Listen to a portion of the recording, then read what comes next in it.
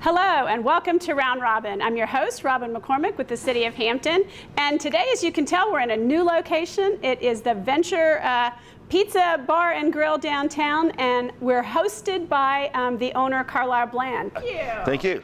I want to start by saying this place is wonderful. I have to admit I come here pretty frequently, but you were honored by City Council a little while ago, not just because your food is wonderful, but for creating a sense of place and a place people want to come and feel comfortable. I think that's all of downtown, really. That's why the vibe is downtown that attracted me to it while I opened Marker 12 years ago, and now Venture, it's been a year and a half, or Venture Kitchen and Bar, is that there's a sense of something going on downtown. And that's really what all of us downtown, Peter and Goody and I, really push for. That's awesome. And you must see that there's growth and that there's more potential, or you wouldn't have opened a second restaurant. As you said, Marker 20 does pretty darn good business. Yes, we opened this one, and it was my wife and I both owned both places.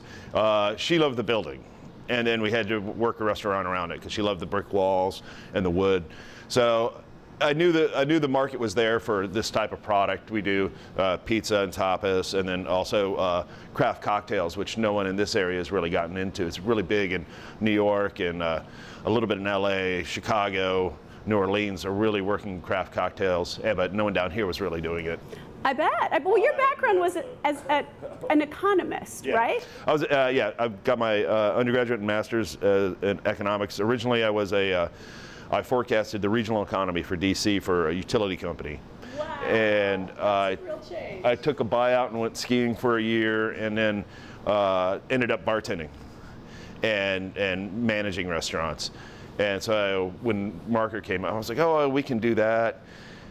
Management and ownership are two different beasts, and we were lucky enough to get through it and learned a lot of things. So the second one was a lot easier, but you still learn things you think you know, and every building is different, every type of business is different, your clientele is different. Venture does more business in winter than summer, and Marker's the exact opposite. We have the deck out there. That makes a huge so it's good to have one that peaks different times a year. Mm-hmm. and so that helps us out a lot. And it's just a whole different type of clientele, different type of food, different, everything's different. But it's fun, exciting. The one big thing coming up this year is the Slide the City. And I heard rumors about this. I'd seen it done in Minnesota a few years ago. A guy named ice. No, it was down Grand Rapids, yeah, and in summer, and they built one.